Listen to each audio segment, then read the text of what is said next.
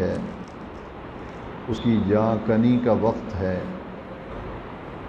موت کے آثار ظاہر ہو رہے ہیں، تو اس لمحے نبی کریم علیہ السلام نے فرمایا ان کے پاس بیٹھ کر سورہ یاسین شریف پڑھا کرو، کیونکہ جب بندے کی روح نکلتی ہے، اس کی جان کنی کا وقت ہوتا ہے، نزع کا عالم ہوتا ہے، تو سورہ یاسین شریف پڑھنے سے اس کی روح کے نکلنے میں اور جان کنی میں آسانی ہو جاتی ہے۔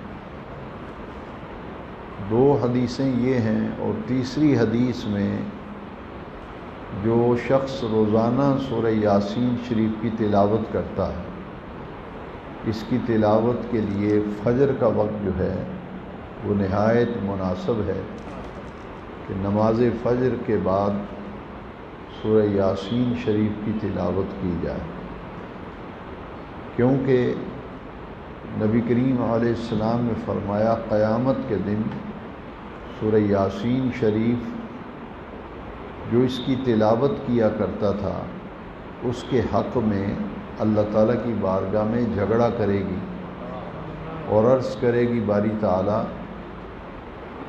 جو شخص میری تلاوت کیا کرتا تھا اس کے حق میں میری شفاعت قبول فرما، یا پھر مجھے قرآن سے نکال دے۔ یہ قرآن مجید کی شفقت اور محبت ہوگی اس شخص سے جو اس سے قلبی لگاؤ رکھتا ہوگا، جب تلاوت کرتا ہوگا تو سورہ یاسین شریف کو رغبت سے، ذوق اور شوق، لگن سے تلاوت کرتا، جب اس کی تلاوت سنتا ہو تو اس پر ایک کیفیت طاری ہو جائے۔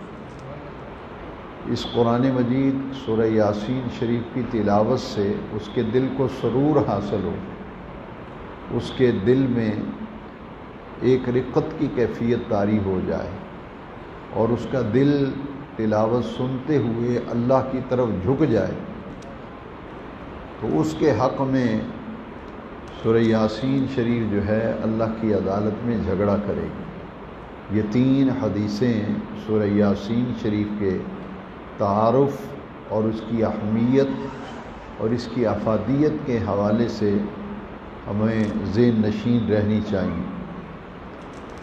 سورہ یاسین شریف کا اکثر حصہ جو ہے یہ اہل مکہ کی جو ضد اور ہٹ دھرمی تھی کہ دعوت و تبلیغ اور آثار نبوت اور دلائل نبوت ان کے بالکل سامنے تھے، ان سارے حقائق کو دیکھنے کے باوجود وہ لوگ ضد پہ اڑ گئے، اور انہوں نے بڑی ڈٹائی کے ساتھ اور بڑے تکبرانہ انداز میں دین حق کو قبول کرنے سے انکار کر دیا تھا، اور انہوں نے از خود کفر کا راستہ اختیار کیا، اور کفر پر ضد، ہٹ درمی اور عناد کی وجہ سے وہ ڈٹ گئے تھے، کیونکہ ان کا یہ کہنا تھا مشرقین مکہ کا کہ اگر اللہ تبارک و تعالی نے کسی کو نبی بنانا ہی تھا تو مکے کے کسی سردار کو، کسی چودھری آدمی کو، کسی مالدار کو اللہ نبی بنا دیتا۔ رب نے نبی بنایا تو اس کو کہ جن کے ولادت سے پہلے ہی ان کے والد ماجد کا سایہ سر سے اٹھ گیا، تو یہ تو مکہ کریم کے ایک یتیم ہیں اور انہیں نبی بنا دیا گیا ہے، جن کے گھر کی فاقہ کشی کا عالم اور ان کی یتیمی کے معاملات، لیکن انہیں کیا خبر تھی کہ یتیم جو ہے وہ تو لوگوں کے دروازوں پہ پلتا ہے، مگر یہ ہستی پاک جن کو نبوت عطا کی جائے گی، یہ نبی بنے ہیں، اعلان نبوت کیا ہے، تو پوری کائنات دیکھے گی کہ اسی محبوب کریم علیہ السلام کے دسترخوان پر پوری کائنات پلتی ہے۔ تو یتیم وہ ہوتا ہے جو دوسروں کے دروازوں پہ پلتا ہے، اور در یتیم وہ ہوتا ہے جس کے دروازے پر پوری کائنات پلتی ہے۔ آسماں خاں زمیں خاں زمانہ مہماں، صاحب خانہ لقب ہے کس کا تیرا تیرا۔ یہ ہے آج کی منزل میں یہ بتایا گیا کہ تمہاری یہ حرزہ سرائی ہے، اور ان کی اب کیفیت ایسی ہو گئی ہے، سورہ یاسین شریف میں پڑھا گیا کہ یہ تو ایمان لانے والے نہیں ہیں، انہیں جتنی مرضی بھی ڈرا لیا جائے تو یہ ہرگز رجوع کرنے والے نہیں، کیونکہ سورہ بقرہ کے آغاز میں بھی یہ آیت کریمہ گزری ہے، اور آج سورہ یاسین شریف میں بھی پڑھی گئی کہ انہیں ڈرایا جائے نہ ڈرایا جائے وہ برابر ہے، ان پہ کوئی اثر نہیں ہوگا۔ ام لم تنذرہم او لا تنذرہم، اگر ڈرائیں گے تب بھی نہیں ڈرائیں گے تب بھی، یہ کیا ہے؟ ان کے دل، ختم اللہ علی قلوبہم، ان کے دلوں پر اللہ تعالیٰ نے مہر کر دی ہے۔ تو یہ دل پر جب مہر لگ جاتی ہے پھر کوئی ہدایت جو ہے وہ اثر انداز نہیں ہوتی۔ یہ مہر جو لگتی ہے نا، یہ کیوں لگتی ہے؟ یہ اللہ تعالیٰ کی طرف سے بدترین سزا ہے۔ ایک آدمی اگر نیکی کے راستے پہ چلتا رہتا ہے، نمازی ہے، پھر ایک وقت خدا نخواستہ اس پہ وہ نماز چھوڑ جاتا ہے، مسجد چھوڑ جاتا ہے، تو کیا ہوتا ہے کہ اس کا کوئی ایسا عمل ہوتا ہے جس کی وجہ سے اسے سزا دی جاتی اور اس کے دل پر مہر لگ جاتی ہے، پھر اسے جتنی مرضی نصیحتیں کریں، ہدایت کریں، وہ تو پھر ایمان لانے والا نہیں ہے۔ آج سورہ یاسین شریف میں اہل مکہ کی جو ڈٹائی، ضد، ہٹ درمی ہے، اس کے بارے میں آیات مقدسہ آج ہم نے سننے کا شرف حاصل کیا۔ پھر اس ایک شخص کا ذکر سورہ یاسین شریف میں گزرا جس کی ایک بڑی کبھی عادت تھی، بری عادت تھی، کہ اس نے ایک سفید رنگ کی 2-3 ہڈیاں جیب میں ڈالی ہوئی تھیں، اور جو بھی نبی کریم علیہ السلام کا کلمہ پڑھتا تھا اس کے پاس وہ ہڈیاں لے کے چلا جاتا تھا۔ کیونکہ میں نے ترجمۃ القرآن کی کلاس میں بھی عرض کیا تھا کہ ہر دور میں ایسے طبقات رہے ہیں، ایک طبقہ ایمان لانے والوں کا، ایک طبقہ انکار کرنے والوں کا، اور ایک تو متذبذب لوگ ہوتے ہیں جنہیں منافق، قرآن میں منافق کی اصطلاح ان کے لیے استعمال کی گئی، نہ ادھر کے نہ ادھر کے، وہ درمیان میں لٹکے رہتے ہیں، شکوک و شبہات کے شکار رہتے ہیں۔ اور بدبخت جو کفر کرنے والے ہیں ان کی عادت ہوتی ہے، جو حق پہ چلتے ہیں انہیں ہٹانے کے لیے وہ اپنی پوری محنت کرتے ہیں، آخری ایڑی چوٹی کا زور لگا دیتے ہیں کہ جتنے لوگ راہ ہدایت پہ ہیں انہیں ہم نے گمراہ کرنا، وہ بد مذہب ہوں، وہ بد عقیدہ ہوں، جیسا کہ بد مذہب و بد عقیدہ اہل سنت و جماعت کو گمراہ کرنے کے لیے کتنی کوشش کرتے ہیں، ایڑی چوٹی کا زور لگاتے ہیں۔ آپ نہیں چاہتے تو پھر بھی آپ کی دکان پہ آ کر کے کوئی نہ کوئی عقیدے کی بات چھیڑ دیں گے اور آپ کے زخموں پر نمک پاشی کریں گے۔ تو ایسے ہی وہ شخص بدبخت جو ہے، یہ میں اپنی طرف سے نہیں بات کہہ رہا، تو آج کی منزل میں گزری، جیب میں ہڈیاں ڈالی ہوئی ہیں، وہ سیدھا و سفید رنگ کی، اور ان کے پاس جاتا تھا، وہ کہتا تھا کہ تمہارے نبی محمد صلی اللہ علیہ وسلم یہ کہتے ہیں کہ قبروں سے لوگ اٹھائے جائیں گے، قیامت آئے گی۔ تو وہ کہنے لگا کہ ذرا سوچو، عقل مند ہو، سیانے بیانے ہو، کیسی یہ تعلیم ہے تمہارے نبی کی؟ جب یہ ہڈیاں سفید ہو گئی ہیں، بوسیدہ ہوئی ہیں، تو یہ کیسے زندہ ہوں گی؟ قال من یحیی العظام وہی رمیم، رمیم کا معنی ہے مٹی کے اندر مکس ہو جانا، مل جانا۔ وہ کہنے لگا یہ ہڈیاں جب بندے کو دفنایا جاتا ہے تو اس کا گوشت ووشت ختم ہو جاتا ہے، ہڈیاں جو ہیں وہ خاک بن جاتی ہیں، مٹی کے اندر مل جاتی ہیں، تو یہ کیسے ممکن ہے؟ جس کا وجود ہی قبر میں ختم ہو جائے گا تو وہ زندہ کیسے ہوگا؟ قال من یحیی العظام وہی رمیم، عظام عظم کی جمع ہے، عظم ہڈی کو کہتے ہیں۔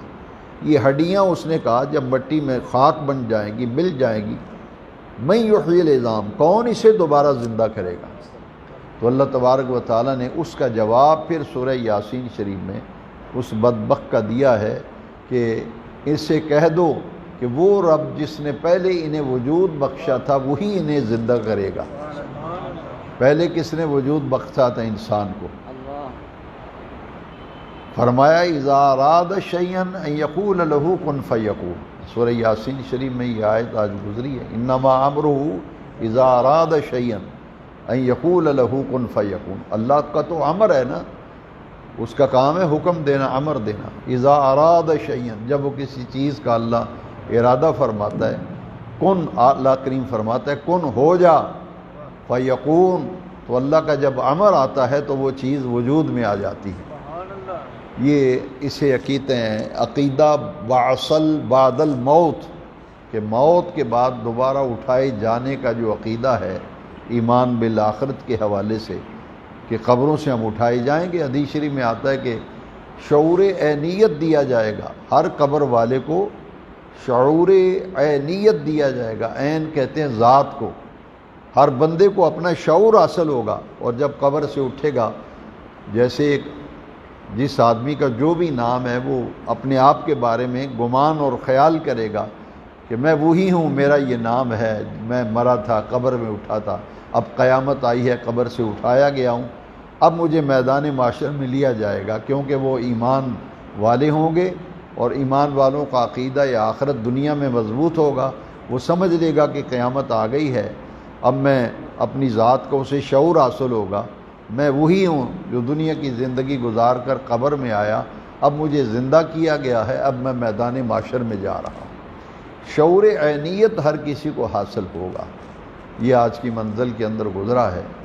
پھر قرآن مجید کے اندر 7 سلام ہیں، پورے قرآن کے اندر 7 آیتیں ایسی ہیں جن میں سلام کا لفظ ہے۔ بزرگوں نے فرمایا کہ بیمار سے بیمار آدمی ہو تو یہ 7 سلام کاغذ پر لکھ کر اس کا دھومن اگر پلایا جائے تو اسے شفا ملتی ہے۔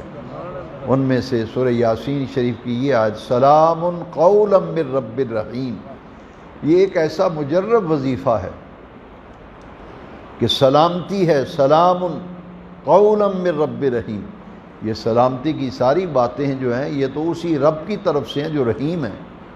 تو یہ بہت بڑا مجرب وظیفہ ہے، مشکلات کے حل کے لیے، حاجات کے لیے، پریشانیوں اور دکھوں مصیبتوں سے نکلنے کے لیے کثرت سے پڑھنا چاہیے، سلام قولا من رب الرحیم، اور اس کی کم از کم 33 مرتبہ صبح، 33 مرتبہ شام کو سلام قولا من رب الرحیم۔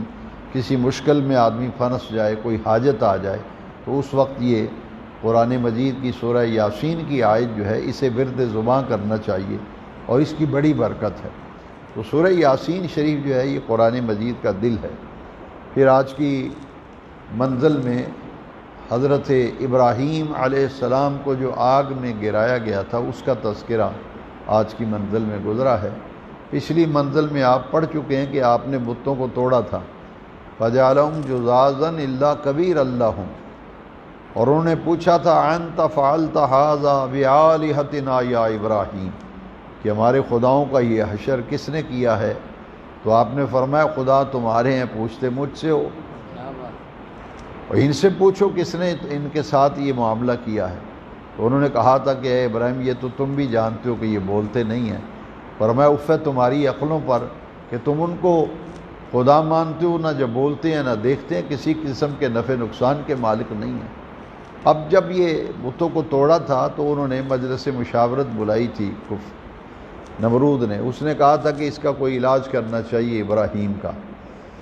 مشورہ کیا کہ کیا کیا جائے، انہیں جان سے مار دیا جائے، وطن سے نکال دیا جائے، بہت سی تجویزیں آئیں، لیکن اتفاق ہوا جس تجویز پر وہ آج کی تراویح میں وہ آیت مقدسہ پڑھی گئی، قالو کا معنی ہے سب نے مل کر ایک بات پر طے کر کے کہا، سب کا فیصلہ ایک ہی ہو گیا، قالوا بنوا لہ بنیانا فالقوہ فی الجحیم، انہوں نے کہا کہ ایک 4 دیواری بناؤ، اس میں لکڑیاں ڈالو اور اس میں گرا دو، تو ابراہیم جو ہے وہ اس کو آگ میں جل کر جو ہے بالکل خاک ہو جائے گا۔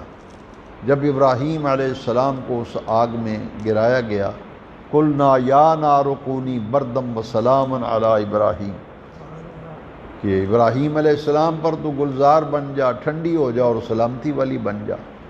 تو حضرت ابراہیم علیہ السلام جب آگ سے اللہ تعالیٰ نے انہیں بچایا تو اور آگ سے آپ باہر تشریف لے آئے تو فرمایا ہم نے ابراہیم علیہ السلام کو بہت سی باتوں میں آزمایا، وَإِذِ ابْتَلَىٰ إِبْرَاهِيمَ رَبُّهُ بِكَلِمَاتٍ فَأَتَمَّهُنَّ، بہت سی باتوں میں ہم نے آزمایا ہے، ہر آزمائش میں ہمارے پیارے خلیل ابراہیم علیہ السلام کامیاب ہوئے ہیں۔ اس آزمائش میں بھی کامیاب ہوئے تو آپ نے فرمایا انی ذاہب الی ربی سیہدین. یہ ہے خاص وہ آیت جو آج کی منزل میں پڑھی گئی. انی ذاہب، بلا شبہ میں اب جانے والا ہوں، ہجرت کرنے والا ہوں. سیہدین، میں یہاں سے کوچ کر رہا ہوں، ہجرت کر رہا ہوں، تو اب میں ایسی جگہ جاؤں گا جہاں میرے رب کو منظور ہوگا.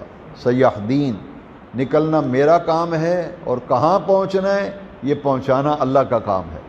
انی ذاہب الی ربی سیہدین، یقیناً میرا پروردگار مجھے رہنمائی فرمائے گا، مجھے ایسی ہدایت عطا فرمائے گا کہ جہاں میری منزل ہے، جہاں اللہ کو منظور ہے، میں اس علاقے کو، وطن کو چھوڑ کر وہاں جا رہا ہوں. اس سے ایک مسئلہ یہ معلوم ہوا کہ نقل مکانی کرنا اور ہجرت کرنا یہ انبیاء کرام کی سنت ہے. کسی ایک جگہ کسی آدمی کے معاملات بہتر نہ ہوتے ہوں، کاروبار ہے، معاشرت ہے، معاملات صحیح نہ چلتے ہوں، تو پھر شریعت مطہرہ میں نقل مکانی اور ہجرت کا جو تصور ہے، تو حضرت ابراہیم علیہ السلام اللہ کے خلیل تھے، دیکھا کہ حالات موافق نہیں ہیں تو آپ ہجرت کر گئے. اور پھر میرے نبی کریم علیہ السلام نے 13 سالہ مکی زندگی میں دیکھا کہ مکے والے اس کا کوئی اثر ہی قبول نہیں کر رہے. بڑی قلیل تعداد تھی جنہوں نے اسلام قبول کیا تھا. پھر نبی کریم علیہ السلام اللہ کے حکم سے حضور نے بھی ہجرت فرمائی تھی، ہجرت مدینہ. الا تنصروه فقد نصرہ اللہ اذ اخرجہ الذین کفروا ثانی اثنین اذ ہما فی الغار. یہ ہجرت کا واقعہ جو ہے یہ بھی پھر قرآن مجید میں بیان کیا گیا. تو ہجرت میں برکت ہے، اور اولیاء کرام نے تو اپنی کتابوں میں لکھا ہے کہ ہجرت انبیاء کرام کی سنت ہے. یہ حضرت داتا گنج بخش علی حجویری غزنی کے رہنے والے ہیں، افغانستان سے ہجرت کر کے لاہور تشریف لائے تھے. حضرت خواجہ معین الدین چشتی اجمیری اجمیر گئے ہیں، تو آپ تو کہاں عرب کے رہنے والے اور کہاں پھر آپ ہندوستان میں تشریف لائے. یہ تبلیغ دین کا جو ذریعہ ہے، بڑے بڑے اولیاء اللہ کے مزارات ہیں، یہ مامور من اللہ ہوتے ہیں، یعنی یہ ڈیوٹیاں اللہ تعالیٰ کی طرف سے لگتی ہیں. پلا کہیں، پڑا کہیں، جوان کہاں ہوا اور دینی ذمہ داریاں کہاں لگتی ہیں، یہ اللہ کریم کا انتخاب ہوتا ہے. جس علاقے میں جس سے اللہ نے کام لینا ہے اسے وہاں پہنچا دیتا ہے. جیسے حضرت سیدنا ابو الخیر نولک ہزاری رحمۃ اللہ تعالیٰ علیہ کے احوال و واقعات میں صوفیاء نے ذکر کیا ہے کہ چونکہ اس علاقے میں جہالت بہت تھی، گمراہی بہت تھی، تو آج سے کم و بیش 500 سال قبل کا زمانہ تھا. تو حضرت ابو الخیر نولک ہزاری علیہ رحمہ یہاں تشریف لائے، اور آپ نے جو بنیادی کام کیا تھا اس کی طرف لوگوں کی توجہ نہیں. یہاں پورے علاقے میں جو کلمہ پڑھا تھا غیر مسلموں نے، اسلام پھیلا تھا، اس میں تبلیغ اور دعوت کا سب سے بڑا کردار جو ہے وہ حضرت ابو الخیر نولک ہزاری رحمۃ اللہ علیہ نے کیا تھا. اور اسے کتابوں میں ساندل بار کا علاقہ لکھا ہے کہ یہ ساندل بار کا جو علاقہ ہے یہ ان کے زیر نگیں کر دیا گیا تھا. جیسے حضرت غوث العظم رضی اللہ عنہ سے حضرت شیخ شہاب الدین سہروردی علیہ رحمہ نے عرض کیا تھا کہ مجھے ہندوستان دے دیں، میں وہاں جا کے دین کا کام کروں اور دعوت لوگوں کو اللہ کی طرف بلاؤں. تو آپ نے فرمایا شہاب الدین تمہیں ہندوستان نہیں مل سکتا، وہاں میں نے ڈیوٹی لگا دی ہے معین الدین اجمیری کی، تمہیں وہاں بھیجتے ہیں. تو ان کو تو بھیج دیا، تم عراق تمہارے سپرد کرتے ہیں. بس شیخ شہاب الدین سہروردی رحمۃ اللہ علیہ کو پھر وہ علاقہ سپرد کیا گیا عرب کا. تو یہ ذمہ داریاں ہیں. تو ہجرت جو ہے تو یہ انبیاء کرام کی سنت ہے ہجرت. یہ آج کی سورہ یاسین کے بعد سورہ صافات اس میں بھی آیا، اور پھر حضرت اسماعیل علیہ السلام کی قربانی کا ذکر. حضرت ابراہیم جب گئے نا، فرمایا انی ذاہب الی ربی سیہدین، یہاں سے ہجرت فرما گئے. حضرت سارہ کے ساتھ نکاح ہوا تھا، چچا زاد آپ کی ہمشیرہ تھی، ان سے نکاح ہوا تھا. اور جب اولاد نہیں تھی تو پھر انہوں نے حضرت حاجرہ راستے میں جو آپ کو تحفے میں ملی تھی، تو حضرت سارہ نے کہا کہ آپ ان سے نکاح فرما لیں، ممکن ہے ان سے اللہ تعالیٰ بیٹا عطا فرمائے. تو حضرت حاجرہ سے جب نکاح کیا تھا تو آج کی منزل میں گزرا کہ اللہ کریم نے پھر ان کے وطن سے اللہ تعالیٰ نے حضرت اسماعیل علیہ السلام عطا فرمائی، اور جب یہ جوانی کو منزل میں پہنچے، پہلے وطن سے نکالے گئے، جیل میں ڈالے گئے، پھر آگ میں ڈالے گئے، پھر ہجرت کی، ساری زندگی تو گزری تھی آزمائشوں میں، لیکن یہ بڑھاپے کے اندر بڑی کڑی آزمائش تھی کہ بیٹے کی قربانی کرنا۔ تو آپ نے اپنے بیٹے صاحبزادے سے کہا تھا، انی ارا فی المنام انی اذبحک فانظر ماذا تری، بیٹے میں دیکھتا ہوں کہ تجھے ذبح کر رہا ہوں، فانظر ماذا تری، تمہاری کیا رائے ہے، کیا مرضی ہے، کیا تم کہتے ہو اس بارے میں۔ تو ظاہر بات ہے ابراہیم علیہ السلام بھی پیغمبر تھے، اسماعیل علیہ السلام بھی پیغمبر تھے، اور یہ جانتے تھے کہ نبی کا خواب جو ہے اللہ کی وحی ہوتا ہے، اس لیے آپ نے دو ٹوک الفاظ میں فرمایا، یا ابت افعل ما تؤمر ستجدنی انشاءاللہ من الصابرین، جس کام کا اللہ نے آپ کو حکم دیا ہے وہ کر گزری۔ تو یہ قربانی کا عظیم واقعہ ہے جو آج کی تراویح کے اندر جو ہے ہم نے سماعت کرنے کا شرف حاصل کیا۔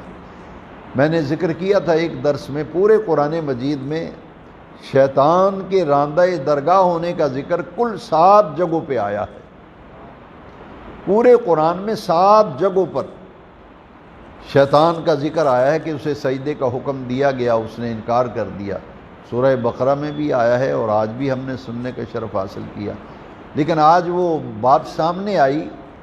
سورہ بقرہ میں تو اتنا ہے کہ وَإِذْ قَالَتِ الْمَلَائِكَةُ، جب فرشتوں سے کہا گیا کہ سجدہ کرو، فسجدوا، سب نے سجدہ کیا الا ابلیس، ابلیس نے انکار کر دیا، ابا، انکار کیا، واستکبر، اور تکبر کیا۔ لیکن آج یہ گزرا ہے، اللہ کے نے فرمایا جب میں نے تجھے حکم دیا تھا کہ سجدہ کر آدم کو تو نے کیوں نہیں سجدہ کیا؟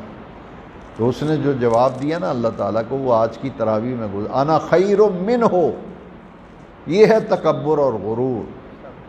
اس نے کہا تو نے مجھے حکم دیا ہے کہ میں آدم کو سجدہ کروں، میں تو آدم سے خود بہتر ہوں۔ ابا واستکبر، انکار کیا اور تکبر اور غرور اور گھمنڈ کیا۔ آج وہ گھمنڈ کیا تھا، وہ تکبر کیا تھا، وہ غرور کیا تھا، آج کی منزل میں وضاحت آگی۔ اس نے کہا انا خیر منہ خلقتہ من نار وخلقتہ من طین، تو نے آدم علیہ السلام کو تو مٹی سے پیدا کیا، خلقتنی من نار، مجھے تو نے بنایا ہے آگ سے، خلقتنی من نار، مجھے آگ سے بنایا ہے، وخلقتہ من طین، آدم کو بنایا مٹی سے۔ تو آگ تو مٹی سے اعلیٰ ہے، افضل ہے، تو میں افضل و اعلیٰ ہو کے ادنا کے سامنے کیوں جھکوں؟ یہ ہے وہ بات جو آج کی تراویح میں ہم نے سننے کا شرف حاصل کیا۔ سورہ بقرہ میں پہلے اشارہ کر دیا گیا تھا، ابا واستکبر، اس نے سجدہ کرنے سے انکار کیا اور تکبر کیا۔ تو اب اللہ تعالیٰ نے آج کی تراویح میں جو پڑھا، فخرج، پھر اللہ کے نے فرمایا نکل جا میری بارگاہ سے، راندہ درگاہ کر دیا، انک رجیم، تیرے اوپر لعنت ہے، وعلیک لعنت الی یوم الدین، قیامت کے دن تک تیرے اوپر لعنتیں برستی رہیں گی۔ راندہ درگاہ کر کے پھر شیطان کو نکال دیا گیا۔ پورے قرآن میں 7 جگہ شیطان کو جو سجدے کا حکم دیا اس نے انکار کیا، اس کا ذکر 7 جگہ پہ ہے۔ 3 مقامات ہمارے غالباً گزر گئے، باقی 4 مقام اور آگے آئیں گے۔ یہاں اتنی بات سمجھ لیجئے کہ اس کا اصل نام شیطان کا عزازیل ہے۔ کیا نام ہے اس کا؟ عزازیل اس کا اصلی نام ہے۔ اور پھر شیطان یہ راندہ درگاہ ہے، چونکہ مردود کر کے اللہ کریم نے اسے بارگاہ سے نکال دیا، فخرج، نکل جا یہاں سے، اور تجھ پر قیامت تک لعنت برستی رہے گی۔ اس نے کہا اچھا میں بھی تیرے بندوں کو پھر حملے کر کر کے گمراہ کروں گا، یہ بھی آج کے اندر۔ اس نے کہا کہ لیکن جو تیرے عبادک المخلصین، جو تیرے مخلص بندے ہوں گے ان پہ میرا داؤ نہیں چلے گا۔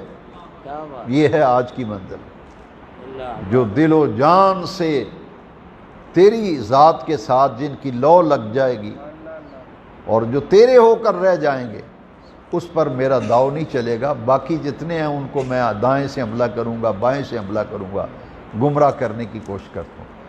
اور پھر لوگ کہتے ہیں جی وہ فلانا، جی وہ فلانا مسلک اختیار کر گیا، فلاں کر گیا۔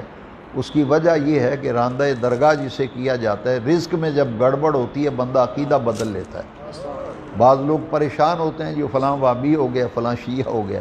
میں انہیں کہتا ہوں کہ میرے پاس داتا صاحب کی کتاب کشف الوجوب میں حوالہ انڈر لائن ہے، فرمایا جس کی روزی میں حرام شامل ہو جاتا ہے پھر وہ سچے عقیدے پہ نہیں رہ سکتا، ہدایت کے راستے پہ نہیں رہتا۔ رزق میں گڑبڑ ہوگی، نمازی ہوگا نماز چھوڑ جائے گا، کہ وہ جو حرام کا لقمہ آ رہا ہے نا وہ پھر مسجد سے، پھر وہ بڑے فخر سے کہیں گے اساں جی چھڑ دیتیاں مسیتاں نمازاں شمازاں، اسی ہن دل دی نماز پڑھنے ہیں، یہ بولی بولتے ہیں۔ اسی بڑیاں دیگاں دیندے ساں 11ویں دیاں ہن چھڑ گئے ہیں، رب نے پسند ہی نہیں کیا، گندے امرود ریڑھی سے اٹھا کے پھینک دیے جاتے ہیں، صاف امرود بھی کبھی پھینکے ہیں۔ وہ کتنا بدبخت ہے جو مسجد کی حاضری سے محروم ہو جائے، وہ کہہ جی اسی مولویاں دی لین چھڑ چھڑی، اسی ہن فقیری لین اختیار کر لی۔ کئی ایسے لوگ ہیں۔ تو یہ ہے معاملہ آج کی منزل میں گزرا۔ شیطان نے کہا میں ادھر سے بھی حملہ کروں گا، ادھر سے بھی حملہ کروں گا، تیرے بندوں کو گمراہ کروں گا، تیرے راستے سے ہٹاؤں گا، لیکن جو تیرے ساتھ مخلص ہوں گے، تیرے ہو کر کے رہ جائیں گے، ان پر پھر میرا داؤ نہیں چل سکے گا، اثر نہیں کرے گا۔ تو جس کا عقیدہ پختہ ہے نا قرآن حدیث کے مطابق، اللہ کی وحدانیت، عقیدہ توحید مضبوط ہے، وہ اللہ کے سوا کسی کو عبادت کے لائق سمجھتا نہیں، نہ سجدے کے لائق سمجھتا ہے، اور ساری تعظیم ادب و احترام حضور کے لیے سمجھتا ہے۔ جو اتنا عقیدے کا پختہ استقامت ہو، اس پہ پھر شیطان جتنے مرضی حملے کرے کوئی اثر ہوتا نہیں۔ جس کی زندہ مثال دیکھ لیں، حضرت ابوبکر ہیں، عمر ہیں، عثمان ہیں، علی ہیں، بلال ہیں، طلحہ ہیں۔ لیکن وہ بھی تو تھا نا جو وہی لکھا کرتا تھا معاذ اللہ، پھر گمراہ ہو گیا، اور اس نے کہا جی کہ یہ وہی جو میں بتاتا ہوں وہی آپ کو بتاتے ہیں۔ پھر حدیث شریف میں جب وہ خبیث مرا تھا بدبخت، تو زمین کے اندر اسے دفن کرتے تھے، اس کی لاش پھر زمین اگل دیتی تھی، بات اس کو زمین نے بھی قبول نہیں کیا تھا جو مرتد ہو گیا تھا۔ اور پھر کیا ہوا تھا کہ پرندے اور درندے اس کی لاش کو نوچ کر کھا گئے تھے۔ ذلت کی اس کو جو عبرتناک انجام ہوا وہ حدیث شریف میں۔ اس لیے یہ دعا مانگنی چاہیے، اللہ تعالیٰ ہر قسم کی گمراہی، شیطان کے بہکاوے اور پھسلانے سے اللہ تعالیٰ ہمیں محفوظ فرمائے۔ ایک ہے شیطان کا شر اور ایک ہے نفس کا شر، نفسانی خواہشات۔ تو میرے آقا جب جمعے کا خطبہ پڑھتے تھے، عید کا خطبہ پڑھتے تھے، نکاح کا خطبہ، من شرور انفسنا، یہ ہمارے اندر جو شیطانی کیفیات پیدا ہوتی ہیں، ان کے شر سے بھی یا اللہ ہمیں اپنی پناہ میں لے لے۔ اور جو خارجی اور باطنی اندر سے حملے ہوتے ہیں، توڑ پھوڑ ہوتی ہے عقیدے کے بارے میں، عمل کے بارے میں۔ نمازی تھا، آہستہ آہستہ نمازوں میں اس کی رغبت کم ہوتی چلی گئی، قرآن پڑھتا تھا، رغبت کم ہوتی چلی گئی۔ وجہ کیا ہے؟ اسی لیے فرمایا کہ ہر وقت اللہ تعالیٰ کی بارگاہ سے استقامت کی دعا کرنی چاہیے۔ اور میں نے ایک مرتبہ عرض کیا تھا کہ طواف کعبہ کی جو دعائیں ہیں ان میں ایک دعا ہے، اللہم اجعلنی من عبادک الصالحین، یا اللہ مجھے اپنے نیک بندوں میں شامل فرما لیں۔ اللہم اجعلنی من الراشدین، کبھی کبھی یہ دعا مانگا کرو نماز کے بعد، مختصر اور آسان دعا ہے، اللہم اجعلنی من الراشدین، یا اللہ تو نے جنہیں رشد اور ہدایت دی ہے مجھے اپنے ان بندوں میں شامل کر لے جو رشد و ہدایت کے راستے پہ چلنے والے ہیں۔ یہ بڑی خوش نصیبی کی بات ہوتی ہے کوئی بندہ دین پر چلے اور پھر اللہ تعالیٰ اسے استقامت دے دے۔ اللہ قرآن مجید کو ہمارے دل کی بہار بنا دے۔ الصلاۃ والسلام علیک یا سیدی یا رسول اللہ وعلی آلک وصحابک یا سیدی یا حبیب اللہ۔ الحمدللہ رب العالمین والصلاة والسلام علی رسولہ الکریم۔ ربنا تقبل منا انک انت السمیع العلیم وتب علینا انک انت التواب الرحیم، وصلی اللہ تعالی علی حبیبہ سیدنا مولانا محمد وعلی آلہ واصحابہ اجمعین برحمتک یا ارحم الراحمین۔